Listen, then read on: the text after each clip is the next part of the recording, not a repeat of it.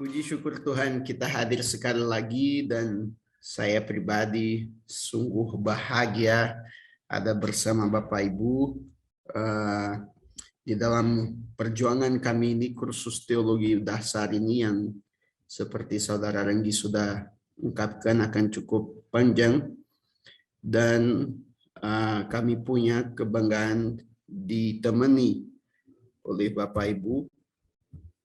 Dan sebelum mulai saya mau mereview beberapa hal yang kita sudah pelajari supaya yang baru saja bergabung bisa juga memiliki kesadaran apa saja yang dia bisa jumpai di YouTube kita nanti kalau mau mempelajari ulang atau mempelajari apa yang sudah dilewati. Nah, di sini hari ini pembahasan kita sangat sederhana ya, mengenai sumber otoritatif atau sumber otoritas untuk menentukan kebenaran teologis atau kebenaran secara keseluruhan. Ada banyak dasar yang kami sudah melewati kemarin. Misalnya kami mulai dengan meletakkan beberapa konsep dan hakikat bagi yang sedang mengikuti langsung ini bisa melihat PPT kami ada materi pertama di minggu pertama, apa itu teologi dan macam-macam teologi yang kita melewati pembahasan tentang teologi historis, teologi alkitabiah, teologi sistematis, dan jika Tuhan menghendaki di masa depan kami akan ada satu kursus untuk macam-macam jenis teologi itu dan apa melihat kegunaannya untuk kita sebagai orang Kristen. Kali kedua kita berjumpa untuk membahas mengenai beberapa praanggapan dan kita meletakkan dasar bahwa praanggapan di sini bukan semacam asumsi doang yang orang punya biasanya kalau melihat sesama manusia langsung menarik asumsi bahwa orang itu baik atau buruk. Bukan itu yang maksud kita, tapi macam-macam dasar untuk mempernyatakan satu kebenaran. Misalnya kalau saya bicara sinar matahari sangat kuat, asumsinya adalah bahwa ada matahari, maka bukan malam hari namun pagi hari. Itu asumsinya meletakkan tuturanku. Apabila tidak benar-benar ada di siang hari, maka tuturan tersebut bohong. Itu yang dimaksud dengan peranggapan yang ada sekitar 3 peranggapan. Ada yang interpretatif, yang terbagi dalam 3 hal juga, yaitu peranggapan interpretatif yang butuh ditafsirkan secara sederhana dan normal, dan ada dalam peranggapan interpretatif kebutuhan untuk memprioritaskan perjanjian baru dan juga mempertahankan legitimasi Alkitab, yaitu bicara dan mempertahankan apa yang Alkitab bicara, mengertinya dan menyampaikannya jangan melampaui apa yang tertulis. Sedemikian juga kita ada di sini peranggapan sistematis, yaitu di mana kita mengorganisir sistem-sistem yang kita sedang memperoleh dari eksegesis, adalah ilmu yang mengkaji makna firman Tuhan. Kita akan menemukan makna tersebut dan kita akan membutuhkan mensistemkan hal itu, dan teologi hadir untuk melakukan hal tersebut. Kemudian kami lihat keterbatasan sistem tersebut. Keterbatasan itu adalah kita hanya bisa bicara apa yang Alkitab bicarakan, dan kemudian kita punya ini peranggapan pribadi yang sebenarnya ini adalah mengenai orang-orang yang sedang menghadiri atau menghadapi Tuhan atau firman untuk mempelajari, untuk melakukan teologi, yaitu berpikir atau mengkaji firman Tuhan. Dia perlu punya beberapa, atau diharapkan, sudah diharapkan bahwa dia akan percaya, dia juga akan berpikir secara logis, dan dia akan bergantung kepada Roh Kudus dan pada hasilnya penemuan teologisnya akan membawa dia kepada penyembahan akan Roh Kudus, akan Tuhan sendiri. Pokoknya sampai sini kami membahas konsep-konsep dasar itu. Namun supaya kita mulai membahas teologi, kami bahkan belum mulai dengan benar-benar, supaya kita mulai teologi dasar tersebut dan bisa lebih memahami Tuhan Yesus dan karyanya dan segala macam yang sudah kami sampaikan lewat pengumuman, kami perlu mengerti bahwa ada satu sumber otoritas atau otoritatif untuk kita bisa mengerti kebenaran itu sendiri. Dan hari ini kita akan memahami pengertian sumber otoritatif itu untuk menentukan apa yang baik dan benar menurut beberapa paham di dalam aliran kekristenan. Ini sangat penting untuk kita sadar bahwa pertama-tama di dalam firman, di dalam Alkitab, pertama-tama Allah yang Maha Esa itu, dia bukan hanya mengatakan kebenaran, dia mengambil atau menarik untuk dirinya sendiri kebenaran itu sendiri. Dia adalah kebenaran. Dia adalah sumber kebenaran. Karena otomatis jika dia adalah kebenaran, apapun yang benar dan baik akan keluar dari dirinya sendiri.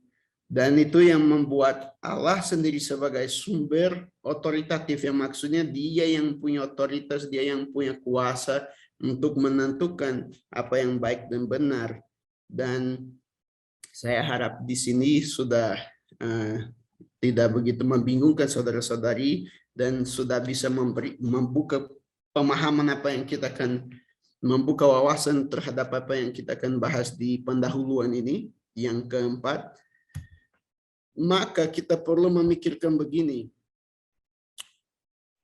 Ada satu peranggapan pelajar teologi sejati berdasarkan pernyataan tadi, bahwa jika Allah adalah pencipta segalanya, maka dia juga sumber kebenaran, dia sumber segala-galanya. Segala sesuatu yang baik dan benar. Maka ketika Tuhan ciptakan langit dan bumi, satu pernyataan yang dia mengungkapkan adalah baik. Tuhan melihat bahwa itu baik. Kenapa dia menganggap itu baik? Karena segala-galanya itu keluar dari dirinya sendiri. Maka tidak ada apapun yang jahat yang bisa keluar dari Tuhan. Dan oleh karena itu, jika dia berfirman, maka firman-Nya adalah kebenaran juga. Jika Alkitab adalah firman Allah, maka Alkitab adalah kebenaran tunggal. Alkitab tidak mengklaim menjadi satu di antara banyak kebenaran. Alkitab mengklaim menjadi satu-satunya firman Allah. Makanya namanya Alkitab. Dan apa artinya itu? Wahyu Allah yang dibukukan. Nah, kami bisa saja lihat di dalam Bilangan pasal 23 ayat 19 bahwa mustahil bagi Tuhan untuk dia berbohong. Firman-Nya itu mutlak.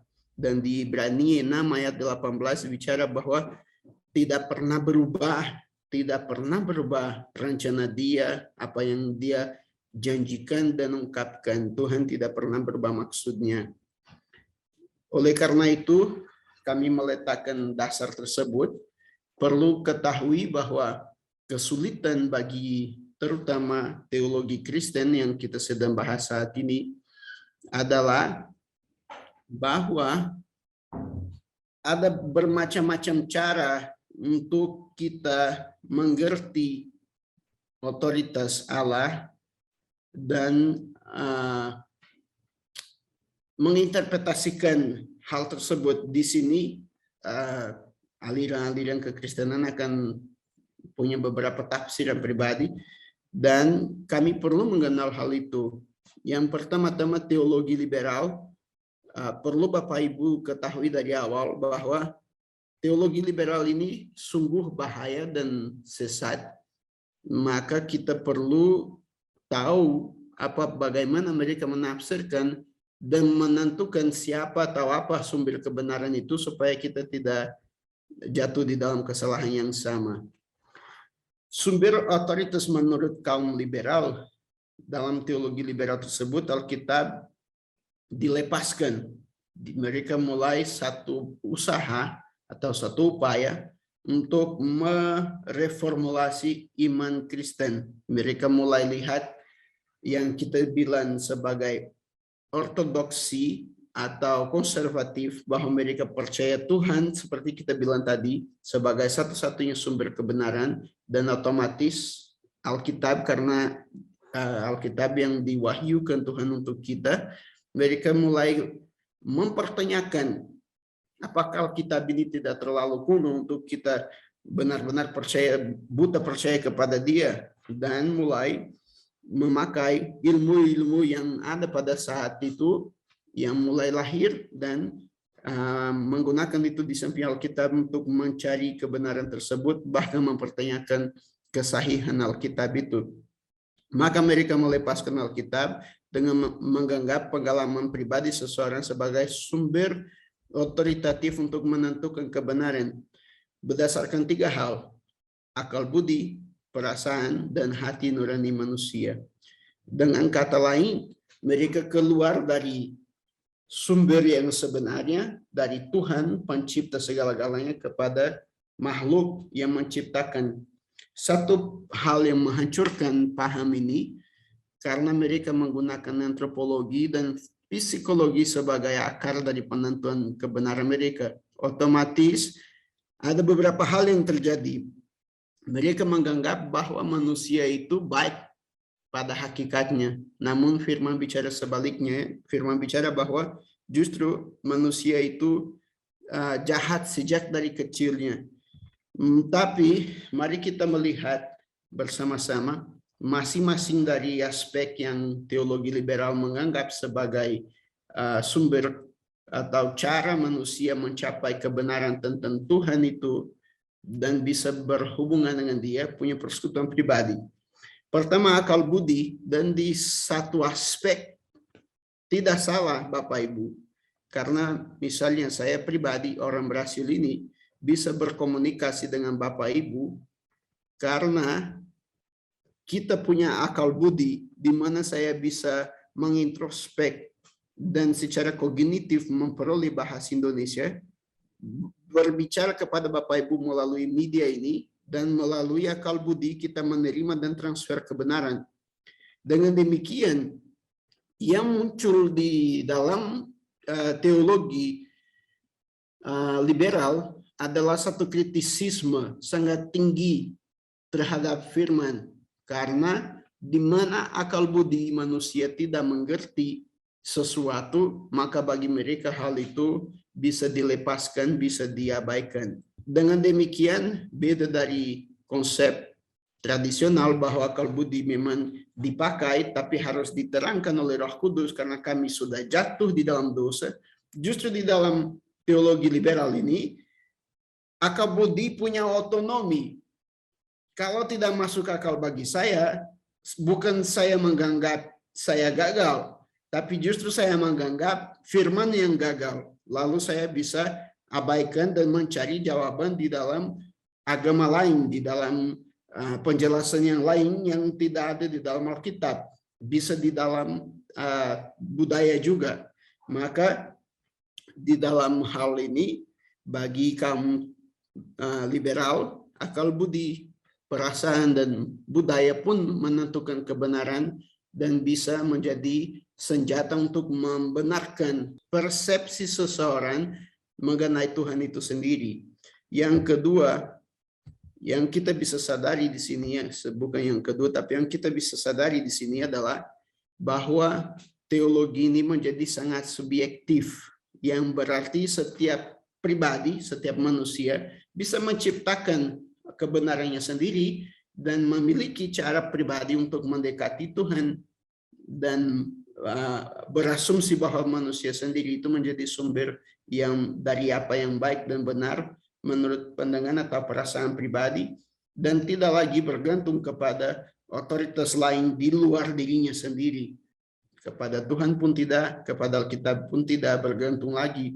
Maka itu menjadi satu subjektivitas di mana kami lihat ini sangat keras di dalam budaya Indonesia ketika orang bicara begini. Tidak ada yang salah, semuanya benar. Itu adalah satu pernyataan teologi liberal. Jika semuanya benar, maka siapa penentu kebenaran tersebut?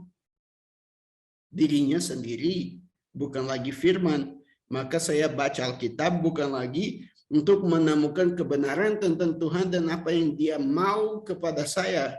Saya baca hanya Alkitab supaya merasakan Tuhan sesuai dengan apa yang saya mau rasakan. Maka kita kutip ayat-ayat yang kita hanya sukai, hanya yang kita sukai. Namun ayat yang kita ditegur, kita dihajar, kita dididik, kita diajak untuk melepaskan dosa, kita pikir ini bukan dari Tuhan, itu dari manusia. Nah, sedemikian pentingnya kita mengerti tentang paham liberalisme ini mengenai teologi liberalisme ini mengenai penentuan kebenaran. Saya juga tadi lupa bicarakan bahwa liberalisme ini ada bermacam-macam, ada pemahaman ekonomi dan politik tentang liberalisme yang itu berbeda dari liberalisme teologis yang kita sedang bahas ini. Saya tidak akan menjabarkan yang lain-lain, hanya pemahaman ini karena dia begitu menekan kepada perasaan dari akal budi yang kalau tidak masuk akal ditolak, namun apa yang dirasakan itu yang jadi benar. Menurut paham teologi ini, sumber kebenaran akan Tuhan bukan lagi sumber doktrinal. Apa artinya doktrinal? Doktrinal adalah ajaran-ajaran dasar yang sudah diberikan, sudah diajarkan Tuhan kepada kita, menjadi norma kehidupan, menjadi patokan kehidupan.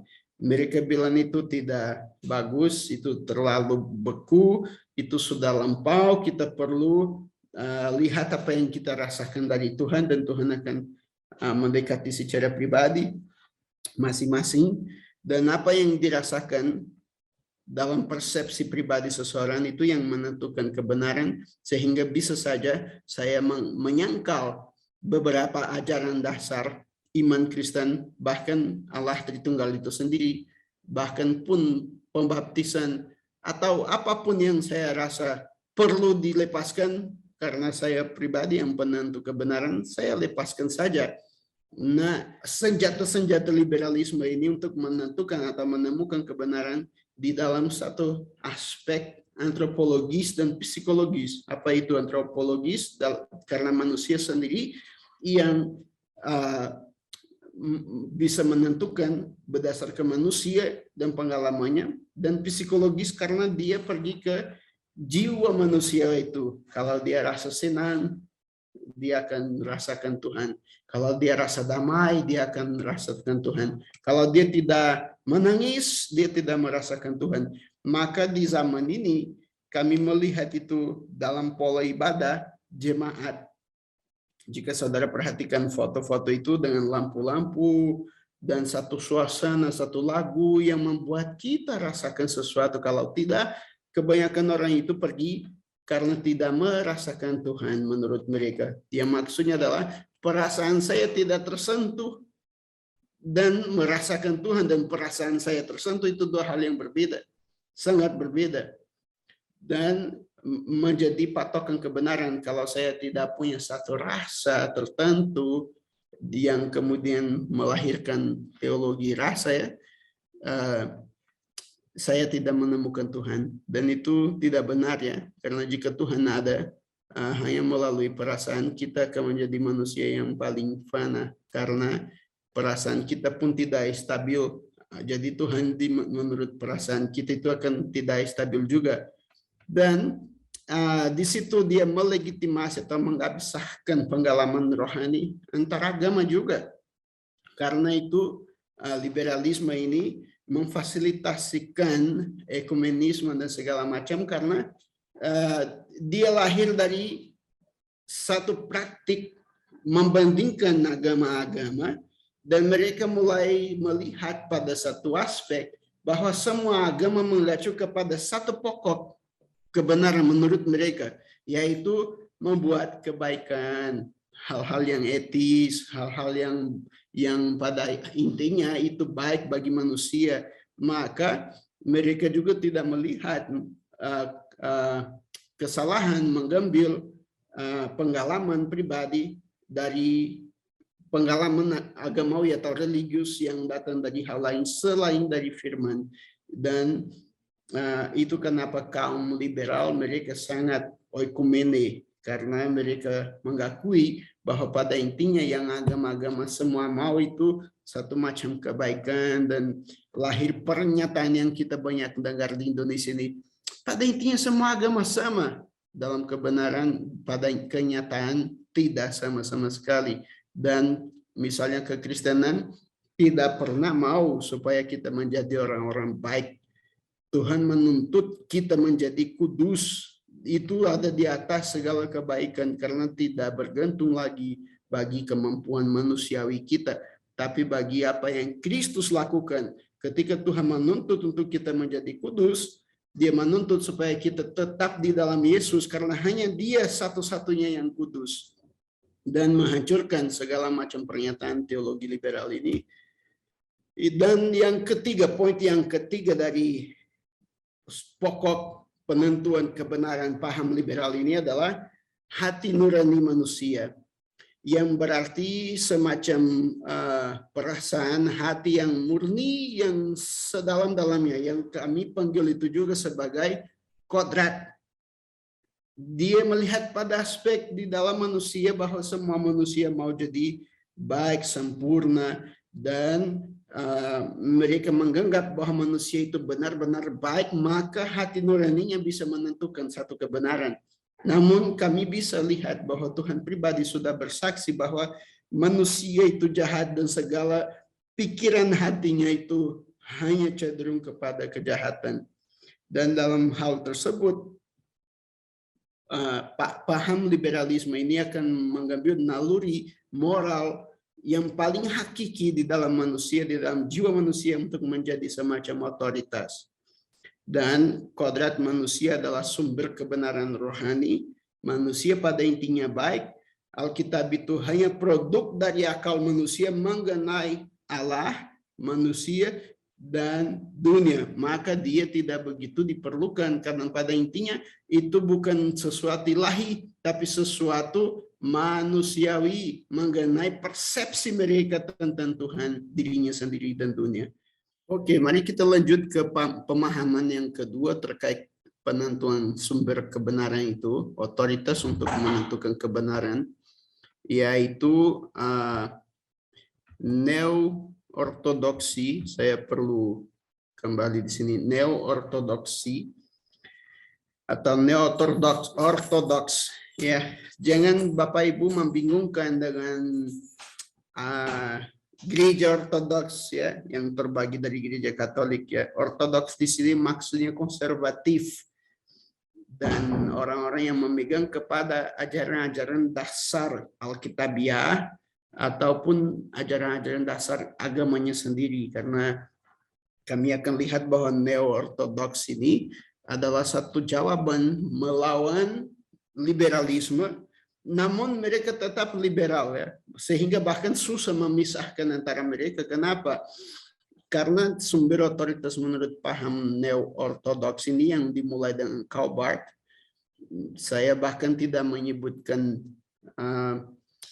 pendiri atau salah satu pakar dari liberalisme, karena saya akan mempersiapkan satu sesi di mana kita akan membahas masing-masing paham ini lebih dalam, dari sejarah asal-usulnya, segala macam ajarannya, di teologi lebih tinggi, supaya kita benar-benar punya sumber yang kita bisa menggunakan untuk bukan hanya memahami dari mana muncul pikiran ini, tapi mengerti dampaknya yang buruk di jemaat pada saat ini.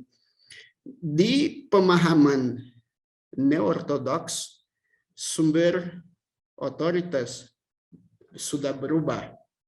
Makanya dia terkadang dianggap konservatif, karena dikembalikan ke Tuhan. Tuhan adalah yang mewahyukan diri kepada manusia, dan kalau dia tidak mewahyukan diri kepada manusia, mustahil manusia bisa mengenalnya.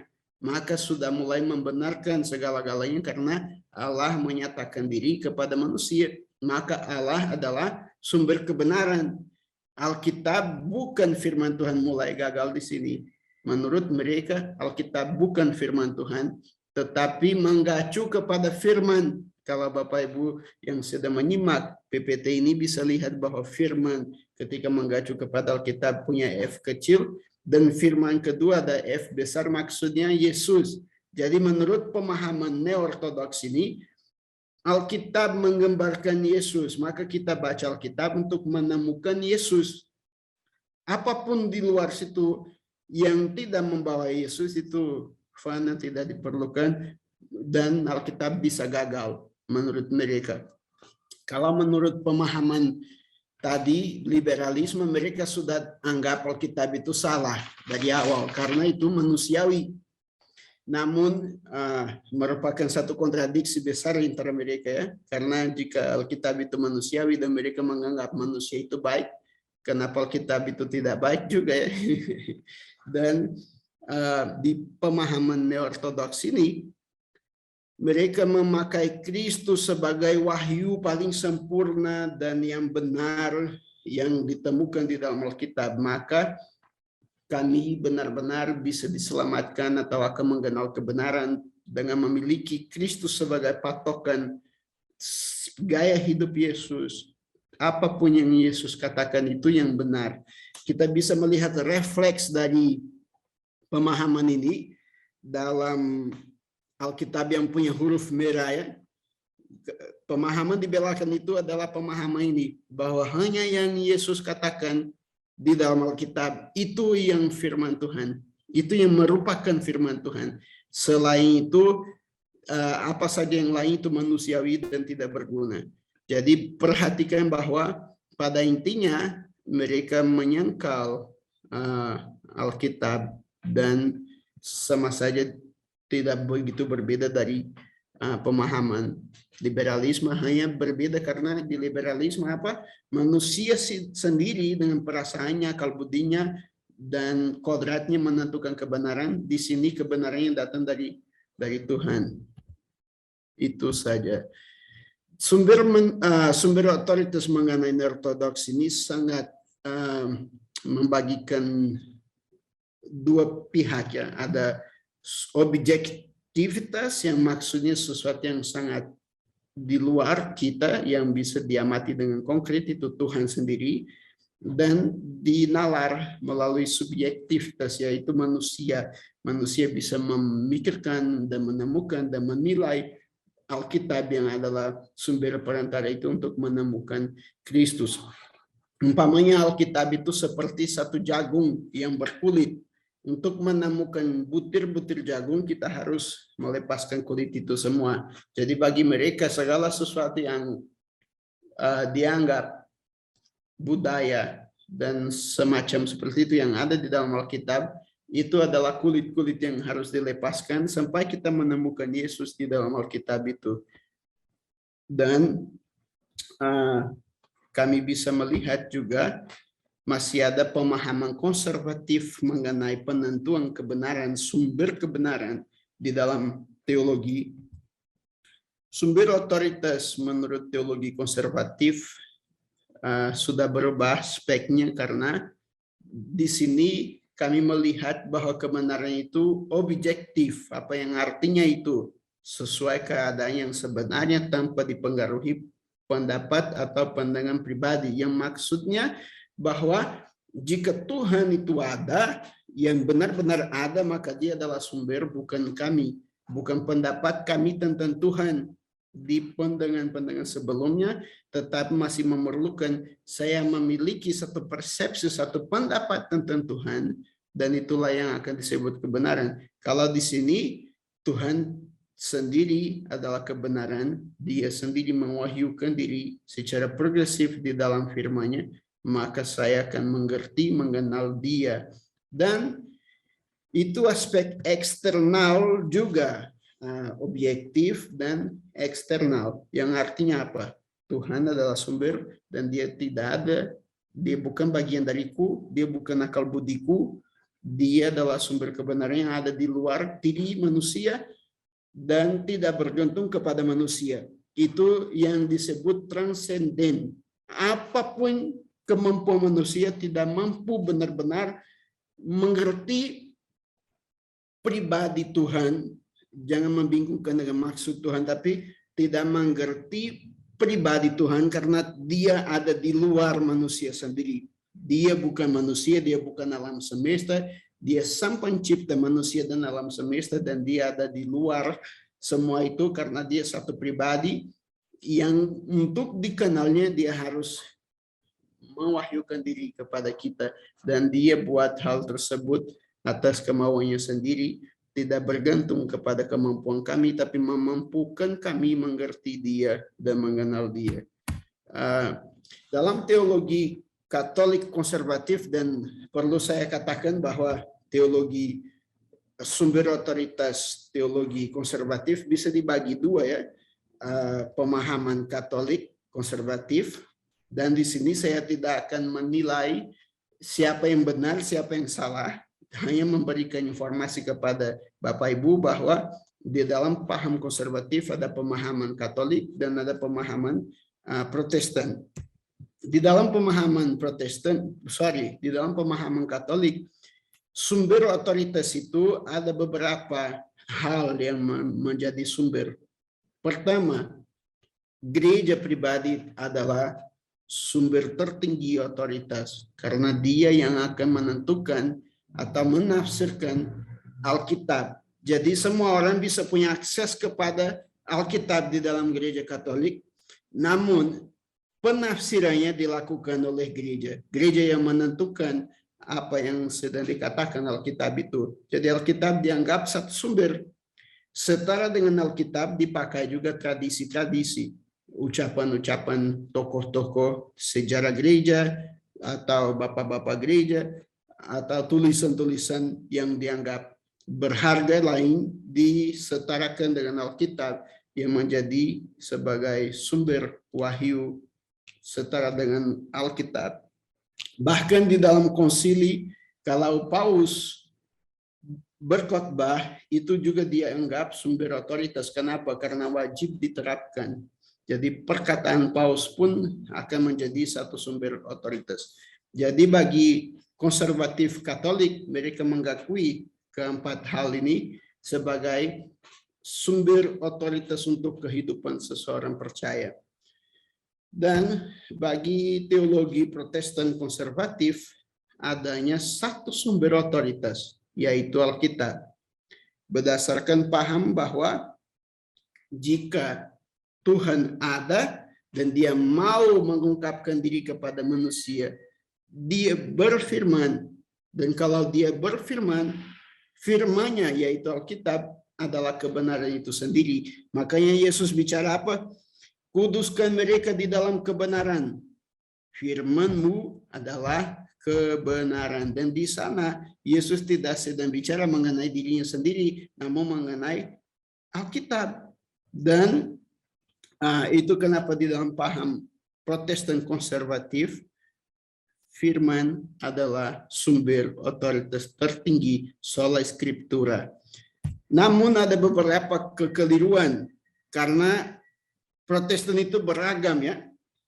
Salah satu hal yang ada di dalam pemahaman Protestan itu bahwa semua orang yang memiliki Alkitab bebas untuk berpikir dan memiliki akses membaca sendiri dan biarkan Roh Kudus mengajarkan dia. Dan di situ muncul beberapa kekeliruan di aliran atau denominasi tertentu karena kami tahu bahwa muncul kebutuhan untuk mereka menentukan pengakuan iman supaya dikenal kenapa mereka percaya seperti ini, dan terkadang pengakuan iman dari satu gereja dianggap setara dengan Alkitab.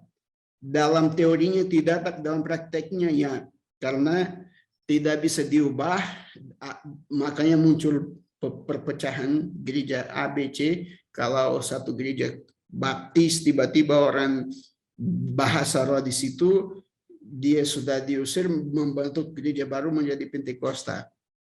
Atau sebaliknya kalau orang Pentakosta dan datang seseorang yang mulai mengajar Alkitab dengan baik, tidak begitu dianggap bagus karena dia tidak teriak-teriak, muncul satu aliran baru itu menurut tradisi dan ritual. Jadi tradisi dan ritual di dalam berbagai aliran keprotestanan menjadi penentu kebenaran, karena saya tidak bisa rekonsiliasi atau menyatukan pengakuan iman tertentu sama ritual dan tradisi yang sedang dialami jemaat dan pengalaman rohani. Saya pikir yang paling sulit, kesulitan Protestan adalah ini. Bicara firman kepada orang yang sudah mengalami sesuatu secara rohani itu lebih susah daripada mengusir setan.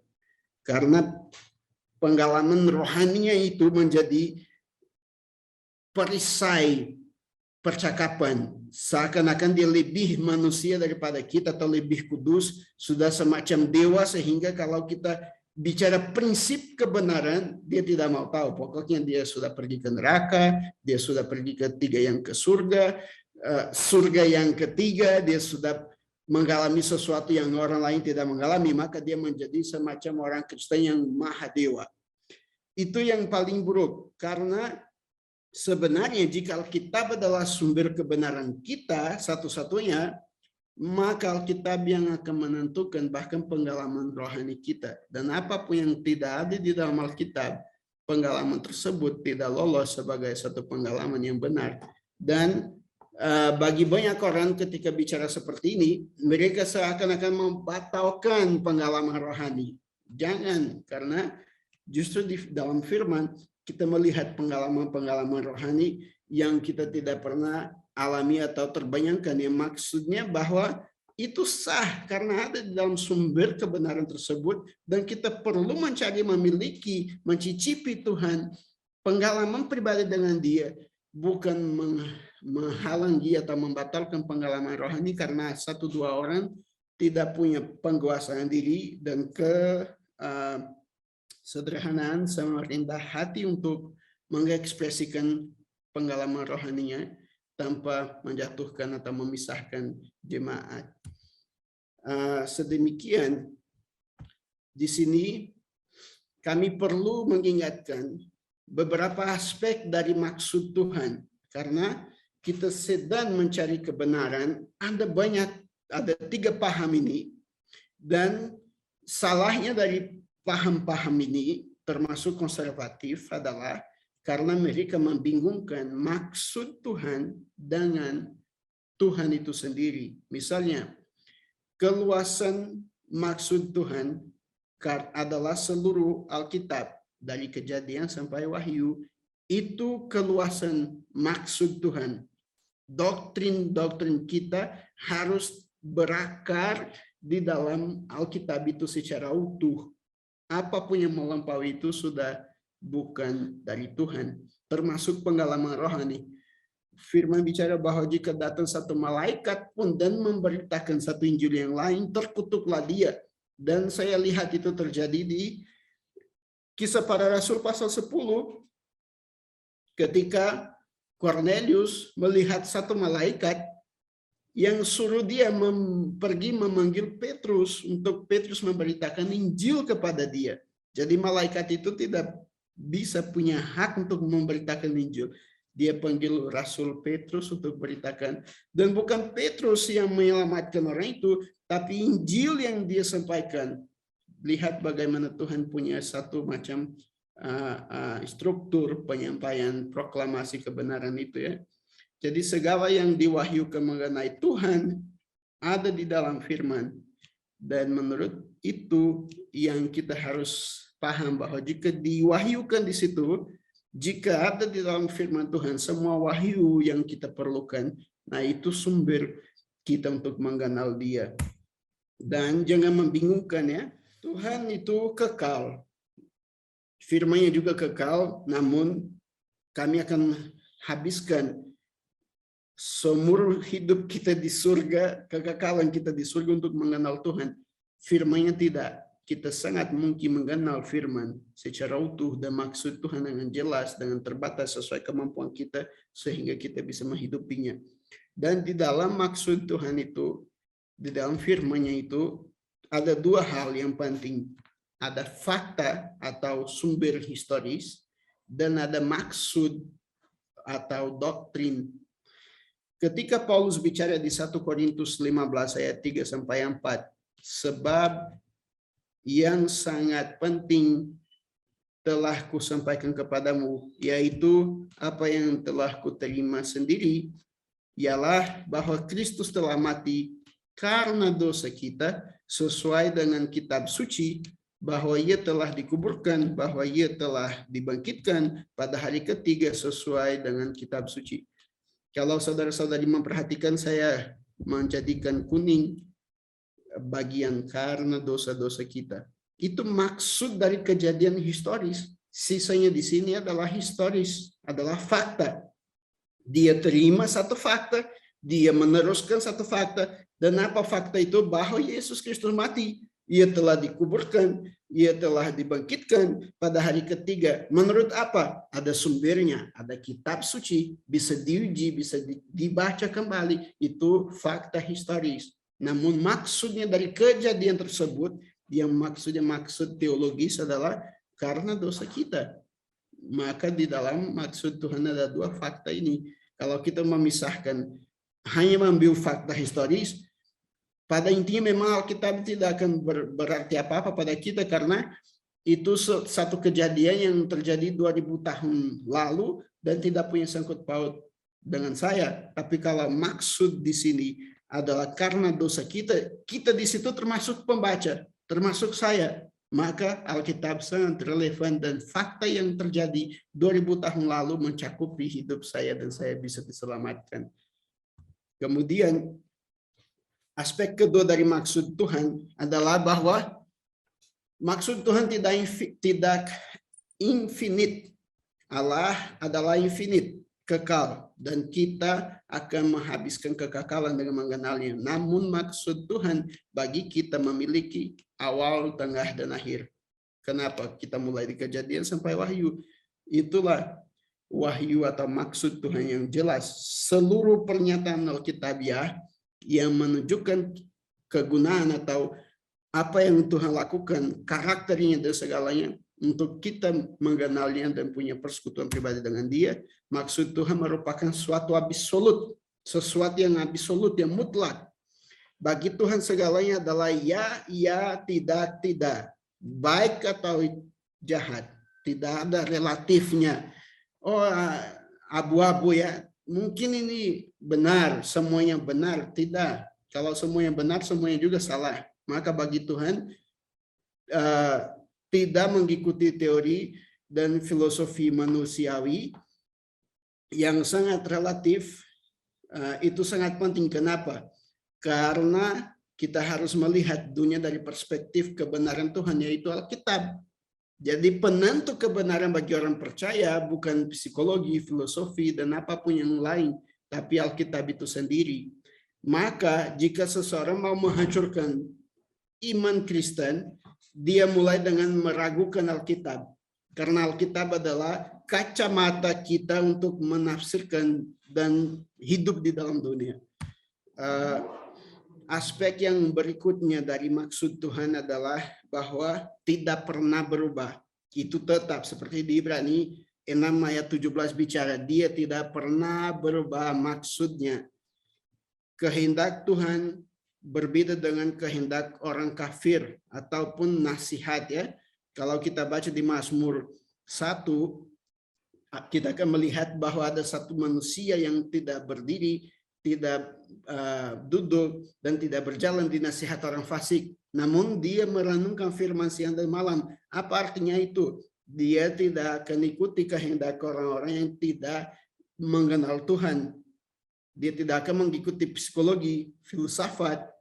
Dia tidak akan mengikuti sistem duniawi. Dia akan mengikuti apa yang firman katakan. Apa yang Tuhan sedang katakan menurut firman-Nya, melalui firman-Nya. Peperangan itu terjadi tentang maksud Tuhan di pikiran kita. Itu kenapa kita perlu seperti yang katakan di Roma pasal 12 ayat 1 dan 2. Karena itu saudara-saudara, demi kemurahan Allah, aku menasihatkan kamu supaya kamu mempersembahkan tubuhmu sebagai persembahan yang hidup, yang kudus, dan yang berkenan kepada Allah. Yaitu itu adalah ibadahmu yang sejati. Janganlah kamu menjadi serupa dengan dunia ini, tetapi berubahlah oleh pembaruan budimu sehingga kamu dapat membedakan manakah kehendak Allah, apa yang baik, apa yang berkenan kepada Allah, dan yang sempurna. Maka dalam usaha pencarian kita tentang kebenaran dan maksud Tuhan ini, akan datang juga maksud duniawi. Dan maksud duniawi akan mulai memerangi pikiran kita. Itu tidak masuk akal. Itu yang dibuat oleh kaum liberal. Tidak masuk akal, lepas saja. Ambil hanya yang masuk akal buat kamu. Dan mereka tidak pernah berpikir bahwa tidak masuk akal karena akal kita yang gagal. Mereka bilang bahwa firman yang gagal. Seakan-akan akal kita itu sempurna dan tidak pernah akan bersalah. Sedangkan ada banyak di antara kita termasuk saya, kalau saya meletakkan kunci di atas meja, saya dalam 5 menit sudah lupa ya. Dan mulai cari di seluruh rumah, padahal ada di atas meja. Bukti bahwa akal saya ini finite, terbatas, gagal, dan tidak sempurna. Seperti firman yang sempurna dan suprakultural. Dalam peperangan tersebut, kami perlu melengkapi akal budi kita, membarui, membenarkan dengan firman Tuhan. Dan aspek yang lain dari maksud Tuhan, kita wajib mengenal, mencari, dan mengerti maksud Tuhan yang telah diwahyukan. Saya sangat suka ulangan 29 ayat 29 yang bicara bahwa apa yang telah diwahyukan itu untuk kita. Tuhan tidak bermain-main dengan saudara dan dengan saya. Dia punya satu maksud yang jelas dan dia mau supaya kita mengenalnya. Seluruh firman itu diwahyukan supaya kita bisa menghidupinya. Di 2 Tesalonika 1 dari ayat 6 sampai 8 bicara seperti ini. Sebab memang adil bagi Allah untuk membalaskan penindasan kepada mereka yang menindaskan kamu dan untuk memberikan kelegaan kepada kamu yang ditindas, dan juga kepada kami pada waktu Tuhan Yesus dari dalam surga menyatakan dirinya bersama-sama dengan malaikat-malaikatnya dalam kuasa di dalam api yang bernyala-nyala dan mengadakan pembalasan terhadap mereka yang tidak mau mengenal Allah dan tidak menaati Yesus Tuhan kita. Jadi perhatikan ini. Tuhan menuliskan, mewahyukan, memberikan firman yang dia ilhamkan kepada saya dan saudara supaya kita mengenal dia dan menaati dia. Yesus adalah sumber keselamatan bagi setiap orang yang menaati dia. Itu yang katakan di Ibrani pasal 5 ayat 8. Orang yang pikir bahwa karena tidak mengenal dia, tidak wajib menaati, sangat salah. Karena adalah tanggung jawab pribadi Anda, pribadi saya untuk mengenal Tuhan, mencari dia. Yang seperti Yesus sendiri bicara, jika kamu tetap di dalam ajaranku, kamu adalah benar-benar muridku. Dan kamu akan mengenal kebenaran dan kebenaran akan memerdekakan kamu. Apa yang Yesus sedang katakan? Bahwa ajarannya itu setara dengan kebenaran karena dia adalah Allah itu sendiri. Dia bicara, akulah jalan, kebenaran, dan hidup. Tidak ada orang yang datang, bukan pergi, datang kepada Bapa kecuali melalui aku. Dia sedang bicara, akulah penentu kebenaran. Dan aku ini firman Allah yang sedang mengajar. Dan ini akan dibukukan, sedang diwahyukan dengan jelas. Dibukukan supaya Anda bisa hidup dan tidak bisa berdalil di hadapan Tuhan. Karena bilang, oh saya tidak pernah baca Alkitab. Nah itu tanggung jawab Anda membaca Alkitab. Itu tanggung jawab Anda mencari mengenal Tuhan. Karena dia sudah mewahyukan segala hal yang diperlukan untuk kita hidup menurut kebenaran. Maka Alkitab adalah sumber kebenaran yang pasti, yang benar, dan yang mutlak bagi semua manusia. Maka di sini supaya kita tutup, kita bisa membandingkan 3 paham yang kita sudah menyelidiki hari ini mengenai sumber otoritas. Kalau menurut ortodoks, sumber kebenaran itu objektif, yang maksudnya dia benar, dia tetap, dia tidak pernah berubah karena itu Tuhan sendiri. Kemudian dia juga transenden, yang maksudnya bukan saya manusia ini yang menentukan kebenaran, tapi si Tuhan ini, Sang Tuhan ini yang ada di luar sana, yang berkenan mewahyukan diri. Tuhan bergaul karib dengan orang yang takut akan dia. Maka dia yang mewahyukan. Yesus ketika berdoa bicara, aku berterima kasih kepadamu ya Bapa, karena, aku bersyukur, saya pikir dia bilangnya, karena Engkau telah berkenan mewahyukan rahasia-rahasia ini kepada orang-orang yang kecil ini dan bukan untuk pembesar-pembesar. Maka transenden di sini maksudnya ada di luar kita, bukan kita sendiri yang menentukan, tapi ada di luar kita sana. Dan teisme di sini maksudnya Allah sendiri. Jadi Allah adalah sumber tunggal kebenaran yang dia mencurahkan atau mengilhamkan melalui firman-Nya. Di neo-ortodoksi, mereka hanya mengakui bahwa sumber kebenaran itu ada di luar sana, dan itu Tuhan. Tapi mereka tidak memahami atau tidak mengakui bahwa itu satu hal yang tunggal, satu hal yang pasti, satu hal yang objektif. Dan liberalisme hanya pikir bahwa itu Tuhan, tapi tergantunglah padamu Tuhan yang mana dan cara seperti apa, sehingga mereka bisa membandingkan di antara banyak agama dan menarik satu kesimpulan bahwa pada intinya Tuhan itu Bapa segala-galanya dan semua orang itu saudara. Dan itu salah, minta ampun ya. Kenapa? Karena Tuhan adalah pencipta semua orang, tapi dia hanya Bapa bagi orang yang lahir kembali menurut kehendaknya yang telah diungkapkan di Yohanes pasal 1 dari ayat 11 sampai 13, yang dia bicara, tetapi semua orang yang menerimanya diberikan kuasa supaya menjadi anak-anaknya, yaitu mereka yang percaya di dalam namanya. Orang-orang yang diperanakan bukan dari darah atau dari daging, bukan pula secara jasmani oleh keinginan seseorang laki-laki, melainkan dari Allah. Itu yang membedakan dan merusak semua pemahaman liberal bahwa kita semua manusia itu anak Allah. Bukan. Semua manusia itu ciptaan Allah. Hanya orang yang percaya kepada Yesus dan percaya di dalam namanya dijadikan, diberikan kuasa menjadi anak Allah. Yang kedua, kami semua bukan saudara ya, karena bukan semua orang yang ada di dalam Tuhan. Namun kita semua wajib memperlakukan kebaikan kepada orang bahkan yang belum ada di dalam Kristus. Itu tidak maksudnya bahwa kita share atau berbagi iman yang sama dan keanakan atau diperanakan dari Bapa yang sama. Saya pikir ini cukup banyak informasi dan sedemikian yang bisa saya sampaikan di pagi hari ini bagi saya, di malam hari ini buat Anda sekalian. Dan saya buka atau mengembalikan kepada moderator. Terima kasih banyak. Bu Cynthia bertanya begini, bagaimana caranya meyakinkan orang-orang dengan paham liberal?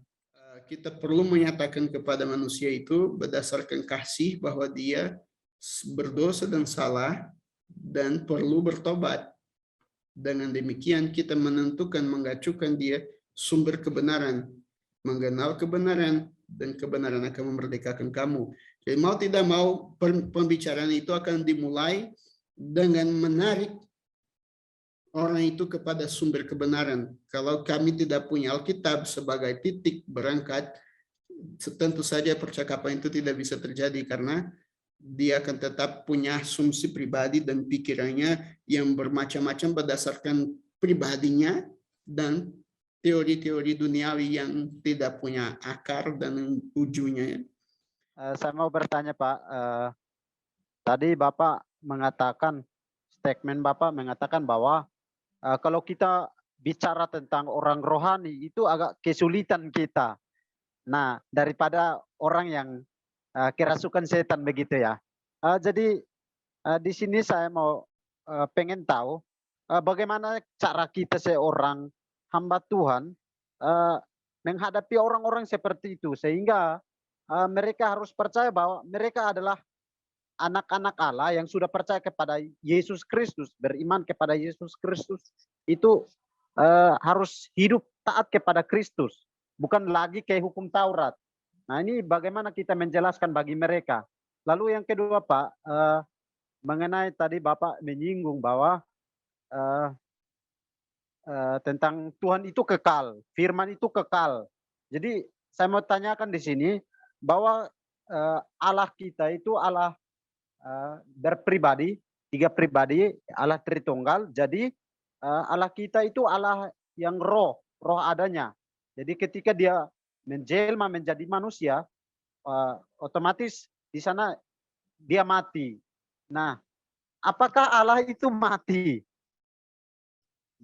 Kita harus menjelaskan bagi orang itu seperti apa sehingga mereka memahami benar bahwa Allah itu tidak mati. Allah itu hidup. Ya. Mungkin itu saja Pak Manuel. Oke. Terima kasih. Terima kasih banyak. Saya pikir itu pertanyaan yang sangat relevan. Kami juga sedang live di Instagram dan akan selesai dalam 8 detik, dan kami akan berlangsung di Zoom dan kemudian akan muncul di YouTube semua tanya jawab ya. Yang pertama itu sangat sederhana Pak. Firman itu sumber kebenaran dan penentu pengalaman rohani. Kalau pengalaman rohani siapapun ada setara dengan Alkitab benar. Namun orang itu juga harus bertakwa kepada prinsip firman Tuhan.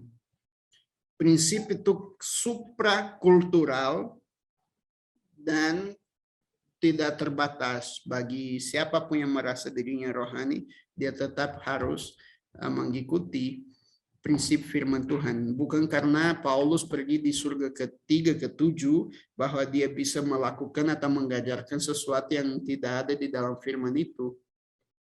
Maka firman adalah sumber kebenaran, dan siapapun yang mengalami sesuatu yang rohani, puji Tuhan, kita harus semua hal rohani yang kita bisa alami, kita alami, tapi kita harus menyesuaikan diri sesuai dengan firman, harus diajarkan. Tidak ada murid Tuhan Yesus yang tidak perlu diajarkan, karena kalau begitu bukan Tuhan yang memberikan kita pengajar ya, seperti di Efesus pasal 4 ayat 11. Dialah yang memberikan baik rasul-rasul maupun nabi-nabi, baik pemberita-pemberita Injil maupun gembala-gembala dan pengajar-pengajar. Untuk apa? Untuk memperlengkapi orang-orang kudus bagi pekerjaan pelayanan, bagi pembangunan tubuh Kristus. Semua pengalaman rohani yang tidak membawa pembangunan pribadi sebagai pengikut Yesus dan kepada tubuh Kristus harus diragukan. Apalagi kalau orang itu sombong. Sombong itu dosa. Kalau menjadi kesombongan rohani, sama sekali bukan pengalaman dari Tuhan. Ataupun kalau itu dari Tuhan, tapi dia gagal menikmatinya. Apa bisa dijawab, Pak? Udah Pak. Saya hanya baik. Saya hanya kasih satu contoh. Suatu hari saya bertemu sama satu pemberita Injil yang sangat berpengalaman rohani, dan saya tanya dirinya mengenai keluarga dia di mana. Dia sudah sekitar 6 bulan tidak kembali ke rumah. Terus saya bilang itu salah. Dia balik ke saya dan bicara, saya ini lebih tua daripada Anda loh. Saya bisa buat seperti ini. Terus saya bilang lebih tua daripada Anda adalah Alkitab, dan saya sedang bicara prinsip Alkitabiah. Bagaimana Anda bisa mengabaikan keluarga Anda 6 bulan untuk beritakan Injil jika itu tidak ada di firman? Mati percakapan dengan dia. Karena jika dia coba membela diri, maka dia sedang memberikan diri di atas firman Tuhan. Firman Tuhan itu otoritas di atas hidup saya yang muda, di atas hidup dia yang tua. Kami berdua harus tunduk kepada prinsip Alkitabiah. Jadi di situ percakapannya harus setara. Kalau itu prinsip kebenaran, dia harus ditegur. Kalau saya salah, saya juga harus ditegur. entah saya muda atau tua tidak penting, yang penting prinsip Alkitab ini harus dipeliharakan, harus dijaga, harus diterapkan. Di situ yang kita bicara setara dengan orang yang juga rohani, Pak. Terima kasih Pak Manuel. Saya ulangi mungkin pertanyaan kedua tadi. Saya mau tanyakan di sini bahwa Allah kita itu Allah roh adanya ya. Jadi dia kan sudah datang ke dunia menjelma menjadi manusia. Nah, kenapa dia harus mati? Kenapa dia harus mati? Nah, padahal dia lekat, karena di dalam Yohanes 1 ayat 1 itu dan seterusnya itu kan Allah itu firman itu menjadi manusia dan otomatis roh Allah itu melekat pada kemanusiaannya. Nah, kenapa dia harus mati?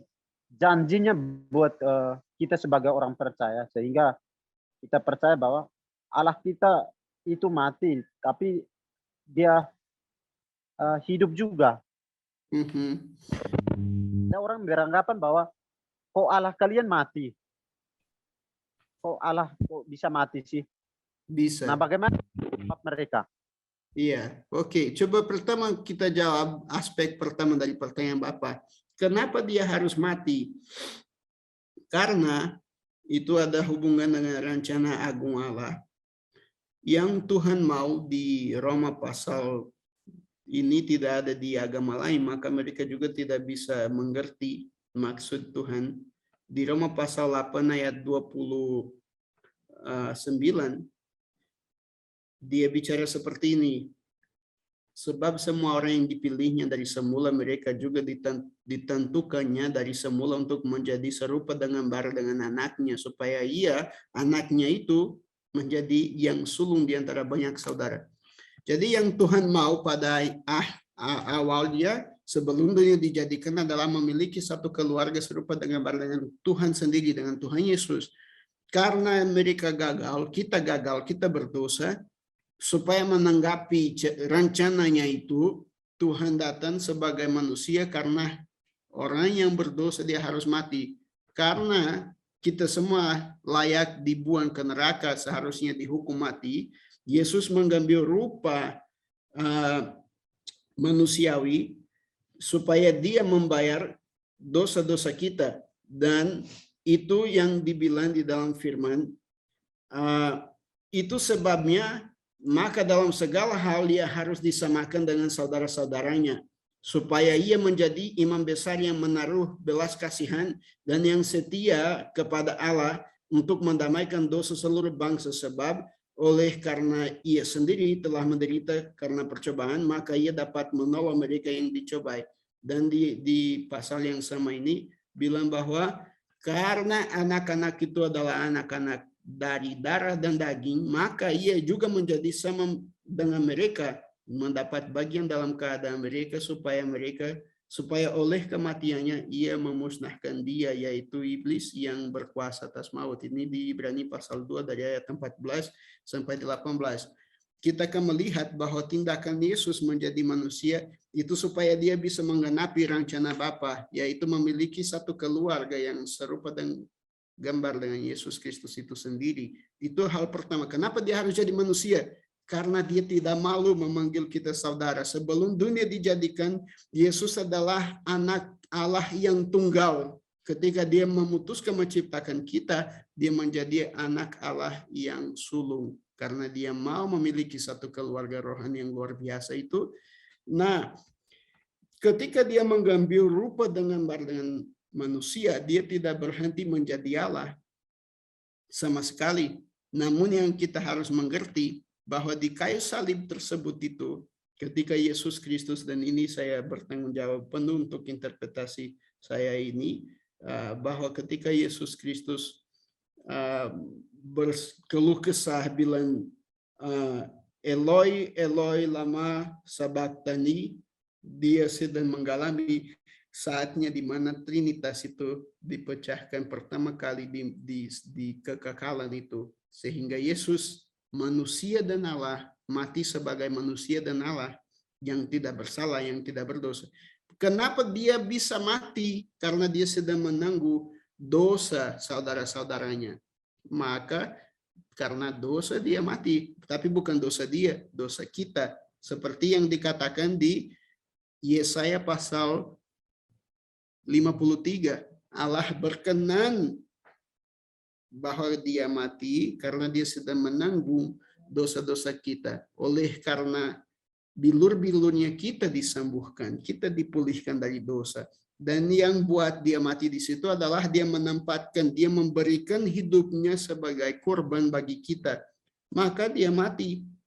Namun maut tidak bisa menguasai dia. Kenapa? Karena dia tidak pernah berdosa, yang buat dia berhak bangkit kembali sebagai manusia yang menaklukkan iblis, menghancurkan dosa dan maut. Dan oleh karena itu dia adalah sumber keselamatan bagi semua orang yang percaya dan taat kepada dia. Maka tidak, ini di mana teologi liberal gagal, karena tidak akan masuk akal di pikiran kita bagaimana bisa Yesus sebagai Allah dan manusia mati. Karena di situ dia sedang secara supranatural mengambil dosa kita yang bukan punya dia dan membayarkan dosa tersebut di kayu salib. Karena hutang kita dipakukan di kayu salib itu, dan dia bisa mati karena faktor itu. Kalau dia tidak bisa mati, dia tidak bayar dosa manusia, karena hanya manusia bisa bayar dosa manusia. Hanya manusia yang berdosa yang bisa mati. Dan dia jadikan, dia ambil kutuk dosa itu dan bayar hal itu dengan mautnya sendiri. Maka kami harus fokus lebih ke tujuannya daripada ke kejadiannya itu. Tujuannya apa? Supaya saya dan saudara bisa dijadikan anak-anak Allah kembali. Dan kita menjadi keluarga Allah. Seperti dikatakan di Efesus 2 ayat 19. Kita bukan orang asing lagi. Melalui karya Kristus Yesus di kayu salib, Allah yang jadi manusia dan mati di kayu salib, bangkitkan hari yang ketiga, kami diberikan kuasa untuk menjadi anak Allah. Dan di situ yang kita harus menaruh iman. Karena aku tidak akan mengerti dalam kekekalan dan kebijaksanaan Tuhan, kenapa hal tersebut bisa terjadi. Maka di firman bicara, siapa yang mengerti rencana-rencana Tuhan? Dia jauh lebih tinggi daripada pikiran kita. Pikiran-pikiran Tuhan bukan pikiran-pikiran kita. Dan kita bisa mengerti, terjadi, kita menerima manfaatnya, tapi kami tidak akan pernah bisa membuat orang percaya. Maka hukum di sini adalah setiap orang yang percaya kepadanya diberikan kuasa untuk menjadi anak Allah. Harus percaya kepadanya seperti apa? Seperti yang dikatakan di firman, dia lahir, dia mati, dia dikuburkan, dan dia bangkit kembali. Kalau orang susah percaya bahwa dia mati, akan susah juga untuk dia menerima benefitnya. Maka di situ di mana kita harus bergerak kepada tujuan, maksud Tuhan di situ, dan implikatur, implikatur bahasa sederhana apa, dan dampaknya kepada kita. Kita melihat kepada dampak kejadian tersebut, maksud kejadian tersebut, daripada kepada kerumitan atau keterbatasan pikiran saya untuk mengerti kenapa dia harus mati sebenarnya, atau bagaimana bisa dia mati. Karena kenapa kita sudah paham ya, supaya melalui mautnya kita bisa menerima hidup dan menjadi anak Allah kembali. Oke, apakah bisa terjawab, saudaraku? Bisa Pak, bisa Pak.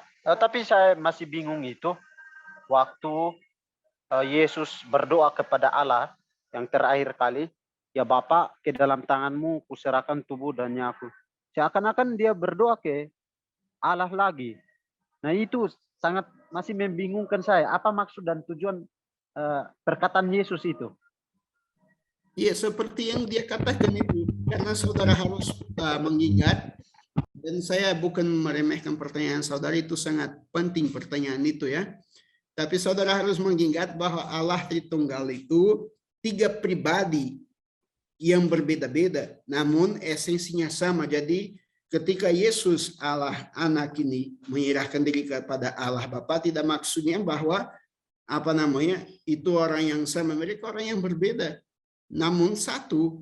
Dan di sini di kayu salib ini yang terjadi perpisahan karena Yesus bilang apa? Mengapa engkau meninggalkan aku? Ada satu perpisahan, maka dia mati karena menanggung dosa dan dia bisa menyerahkan diri kepada Allah Bapa. Kenapa? Karena yang sedang mati di sini tubuhnya menanggung dosa. Oleh bilur-bilurnya kita disembuhkan. Yang maksudnya di tubuh dia, di daging dia, dosa dibayarkan. Namun dia serahkan jiwanya kepada Tuhan. Kenapa dia serahkan? Dia yakin dia bisa kembali ke surga karena dia tidak berdosa.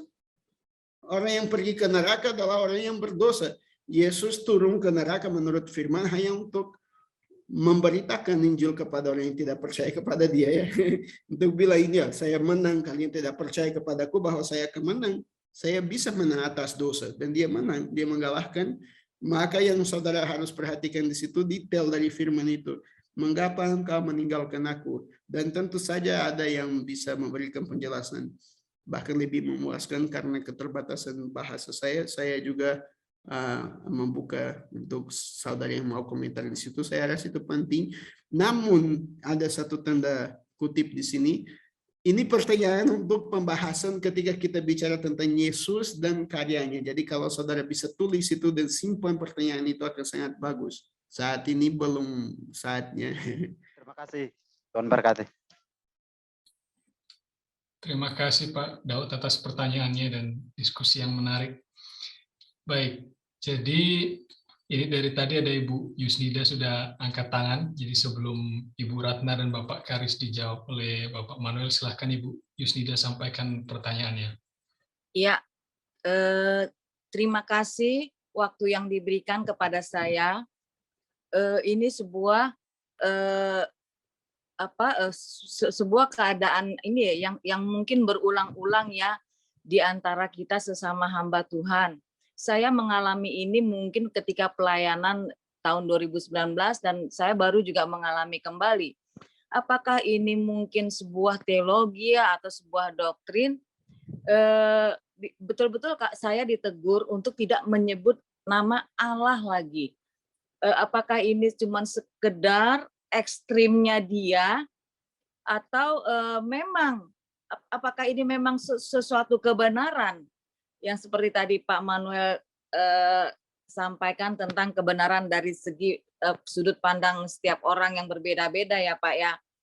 Nah ini yang ingin saya minta bantuan dari Bapak untuk menjawab orang-orang yang sangat ekstrim untuk tidak menyebut Allah lagi, tidak berdoa Allah lagi, tetapi langsung antara Tuhan atau Yesus Kristus.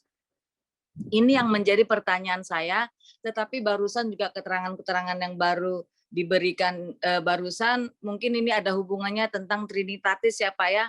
Kadang-kadang mungkin orang ngerti Trinitatis, tetapi ada mungkin faktor ekstrimnya aja atau bagaimana, atau memang ada pandangan, teologi, doktrin, dan segala macam, tetapi ini sangat mengganggu dalam pelayanan ya Pak ya, untuk kadang-kadang gampang hamba Tuhan tuh menegur sesama kita lah ya, sesama hamba, untuk jangan lagi menyebut Allah gitu, dan kita langsung didoktrin, diajarin.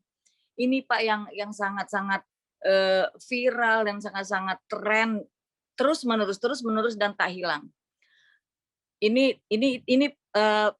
pertanyaan saya, tapi sedikit saya mau sharing Pak ya.